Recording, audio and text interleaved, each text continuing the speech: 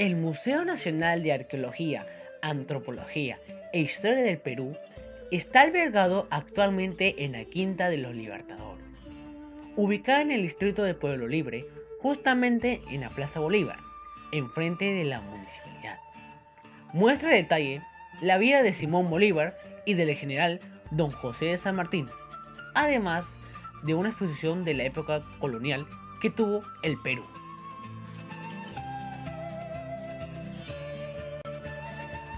El museo en sí nos muestra la historia del hombre en América, transcurrida en varias etapas que comienza con la monolítica, la arcaica, la precerámica y por último con el surgimiento de las culturas. La cultura de la cual se va a hablar es Chavín, ya que es una de las culturas más cercanas a este periodo, después de la civilización de Caral, la cual nos encuentra en este museo.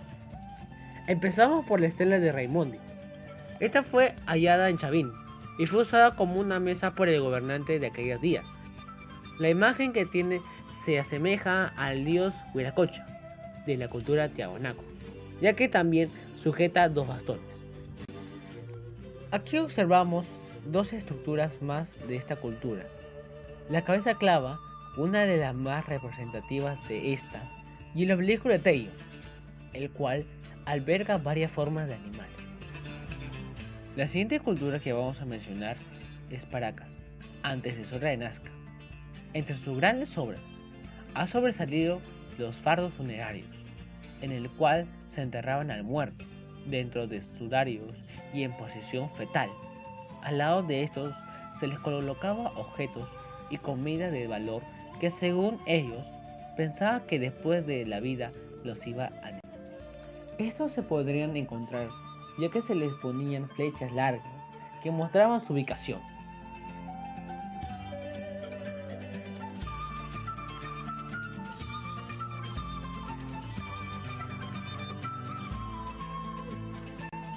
También se practicaba una técnica de curación, conocida como trepanación craneana, que consistía en operar a los sobrevivientes heridos en la cabeza, a los cuales se les suministraba efectos alucinógenos, de los cuales cada 6 de 10 personas sobrevivían a esta práctica. ¿Sabe que la fase final de Paracas es en realidad la fase inicial de la cultura nazca? En la cultura nazca se aprecian cerámicas policromadas, con figuras de hombres, animales, plantas, entre otras.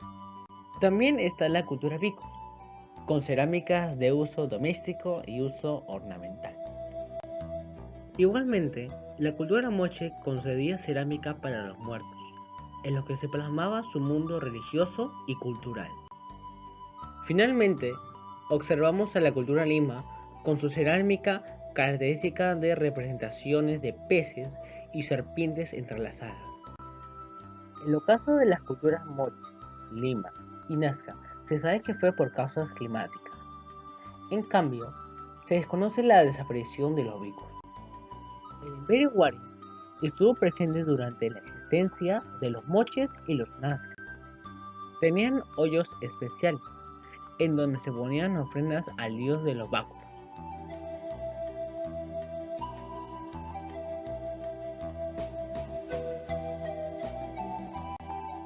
Además, uno de sus centros de operaciones fue Huiracochapampa, donde se encontraron restos arqueológicos del antiguo Perú. En la cultura Wari se producía fina cerámica y bellos tejidos, ambos policromos, pequeñas esculturas de turquesa, joyas y otras artesanías. Ellos representaban todo lo que veían y usaban en su vida cotidiana. Además de ser principalmente conocido por ser el imperio predecesor del Tahuantinsuyo. Ya en el imperio del Tahuantinsuyo, este tuvo 3 etapas de ampliación. En la primera etapa, se expanden formando alianzas con pueblos adyacentes. En la segunda etapa, empiezan a imponerse y a expandirse por Vilcanota, Apurima y Pampas. Y en la última etapa, esta llega a su máxima expansión, desatando una lucha interna entre Huáscar y Atahualpa, los cuales eran los últimos gobernantes de este imperio. En sus templos particularmente, los incas bañaban en oro la vegetación y todo lo que encontraran dentro de sus construcciones. El imperio del Tahuantinsuyo tuvo dos tipos de cerámica, la utilitaria y la ceremonial. La utilitaria era de uso doméstico, de forma simple y tosca, mientras la cerámica ceremonial era muy elaborada y decorada. Ambas tenían de origen pasado a este imperio. Sus metales los obtenían de las conquistas y de las explotaciones mineras organizadas, que pertenecían tanto al Inca como a las comunidades de aquellos tiempos.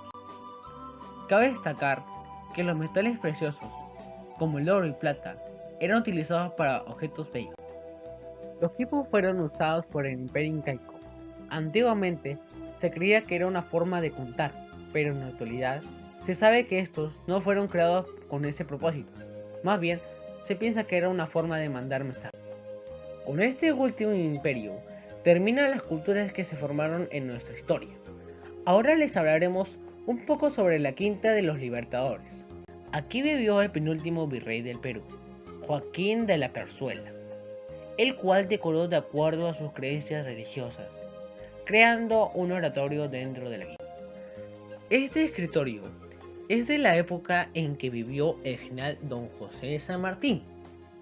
También se puede observar una copia de la primera bandera del Perú, tomando como único inventario de mobiliario dejado por Bolívar en 1826.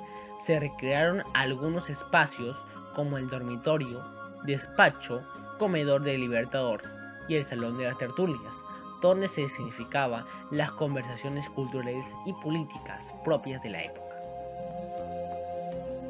Por último, pueden observar a Marita Sáenz, que fue la acompañante de Simón Bolívar, junto a dos recuadros pintados por José Gil de Casa, el cual pintaba recuadros para la gente de élite.